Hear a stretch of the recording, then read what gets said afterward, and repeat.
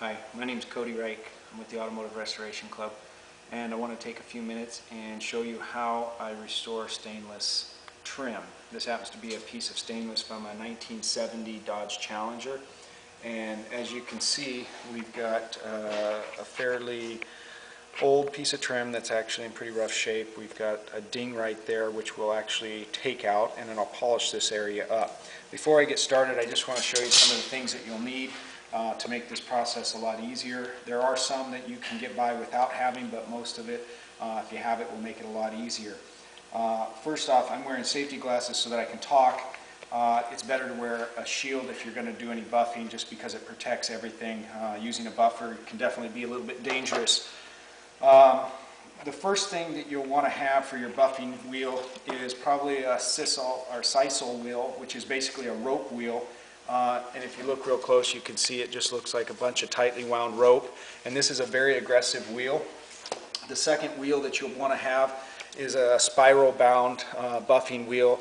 This one has very tight spirals that are sewn in to make it a little more firm, but it's still a fairly soft wheel. You use this with a cutting compound, and it will buff out real good. This is a loose wheel. This is for your final finish when you're going to do a final polish on your trim. You'll also need some files. If you have some really good sized dents, you'll want a good set of files, and you'll want a trim hammer and dolly. You'll also need some sandpaper. I use 150, 240, 320. Sometimes I'll use 400, or I'll go right to 600. They do sell it at local auto body shops with sticky back, and you can actually just peel off what you need. I also use 800, and then I use 1000 on a disc with a sticky back on a DA, and then also 1200 and 1500, and I do all that before I go to the buffing wheel. But let's get started here real quick. So first thing I want to do is clean this area off. So I use some lacquer thinner. You can use almost anything as long as it'll clean the area. Stainless is pretty much pretty durable and will withstand a lot of chemicals. But by having a clean area to start with, you'll be able to see what you're doing. You'll also not gum up any of your sandpapers. This one had some adhesive tar or something on it. It's been around a long time. And we'll also still now be able to see our dent a little easier. I don't know if that's showing up through there, but so I'm just going to go ahead and clean this area up for right now. I'm going to move this because it's flammable and I don't want it here anymore. So now that that's out of the way, what I'm going to do is I've isolated where my dent is, and if you flip it over, it's really, really easy to see on the back side. You can see that dent right there at the tip of my fingertips. So I'm going to go ahead and place it on the dolly. Now, with this situation on the hammer here, I want to try to hammer, so I'm hammering basically flush to the dolly and the hammer, and I'm just going to squish. I'm basically squishing the stainless between it and flattening it out. So it doesn't take really hard blows. Start soft, and if it's not working out, you can go ahead and add a little bit more power. I'm also rolling the trim so that this is kind of a rolled face here, and I can see I pretty much have gotten it maybe even a little too far. You can tap it where you need it to be, so I think that's pretty good. So I've gotten basically the dent out. Now I want to take a file and take that area, and if you look really closely as I file, you'll see that the area will start to file flat, and you can see the high and low spots all evening out. So based on this, I can see that I bumped it a little too much, so I've got a little bit of a high spot. So I'm going to bring that high spot down just by filing, and you can see it start to turn silver evenly throughout the whole area. So if I go the other way, I can see it a little easier too.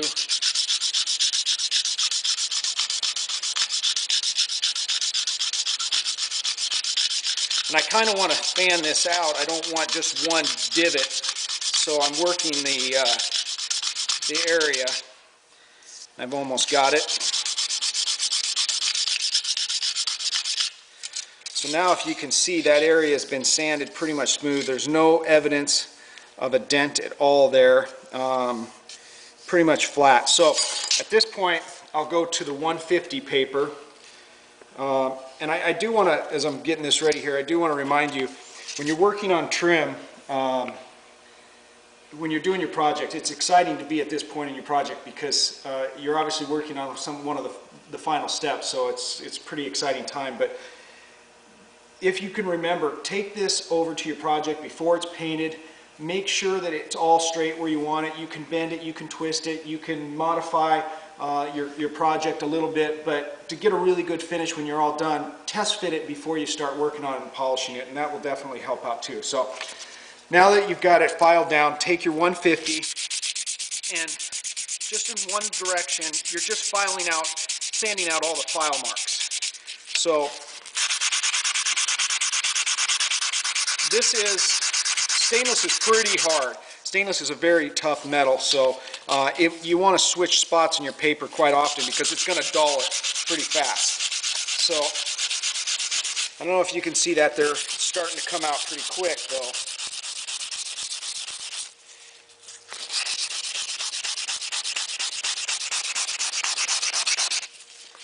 And they're almost out.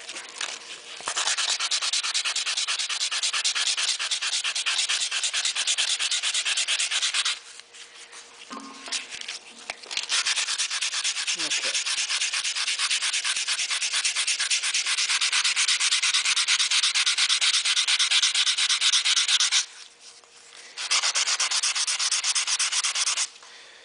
Okay, so now I've got all the filing marks down. It's really smooth, and I've only basically hit the area that with the 150 where I filed. So now I'm going to go to 240. At this point, again, I want to feather a little further out so that I can continue to make sure that I got all those scratches removed.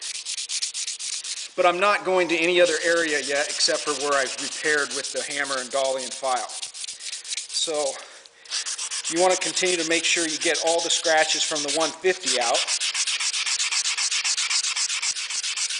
And this process isn't necessary if you don't have a dent. This is only if you're going to be repairing dents or very deep scratches.